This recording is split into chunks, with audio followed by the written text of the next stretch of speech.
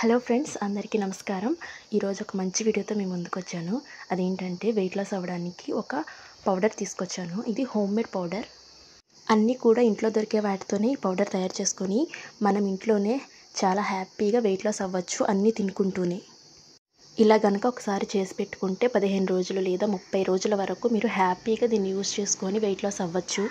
వీడియోలోకి వెళ్ళే ముందు కొత్తగా నా ఛానల్ చూస్తున్న వాళ్ళు ప్లీజ్ సబ్స్క్రైబ్ మై ఛానల్. ఇక వీడియో స్టార్ట్ చేద్దాం.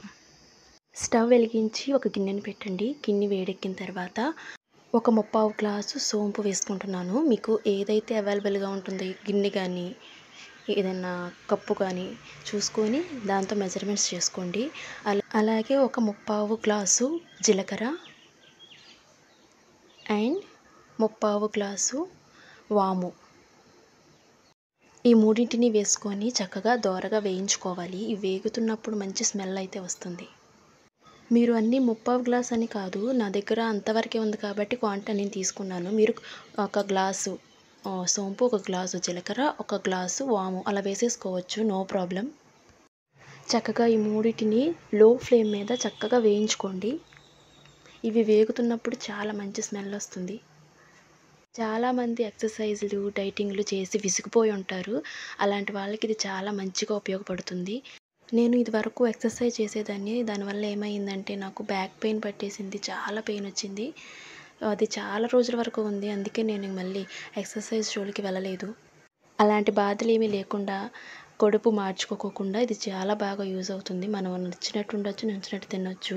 వీడియోలో చూపిస్తున్నట్టు చేతితో నలిపితే అలా పొడుంగా అయిపోవాలి. ఇలా అయిన వెంటనే దించేసుకొని చల్లార్చాలి. అయితే దీనిలో కాస్తంత రాతి ఉప్పుని వేసుకుందాం.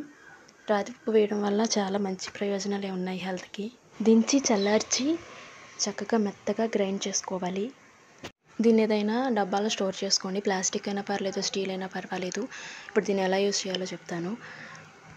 ఈ పౌడర్ని మనం పొద్దున్నే ఎంప్టీ స్టమక్తో అంటే పరగడుపున వేడి నీటిలో, అంటే ఒక గ్లాస్ వేడి నీటిలో 1 స్పూను ఈ పౌడర్ వేసి కలిపేసి తాగేయచ్చు. లేదా అలా కాకపోయినా 1 స్పూను ఈ పౌడర్ని తీసుకొని నోట్లో వేసేసేసి నమిలేసి మింగేసి తర్వాత వేడి నీళ్ళు తాగినా పర్వాలేదు. ఇలా మీకు నచ్చిన ఈ 2 ఎలా అయినా ట్రై చేసి తాగండి. పరగడుపున మాత్రమే తాగండి. దీన్ని తీసుకున్న అరగంట వరకు ఏది తినకూడదు. అలానే అరగంట వరకు అలానే ఉండాలి. అరగంట అయిన తర్వాత ఏదైనా తినొచ్చు. ఈ వీడియో మీకు యూస్ఫుల్ అవుతుందని అనుకుంటున్నాను. ఈ వీడియో కనుక మీకు నచ్చినట్లయితే ప్లీజ్ లైక్ చేసి మీ ఫ్రెండ్స్ అండ్ ఫ్యామిలీ మెంబర్స్కి షేర్ చేయండి. నా ఛానల్ని తప్పకుండా ప్లీజ్ సబ్స్క్రైబ్ చేయండి.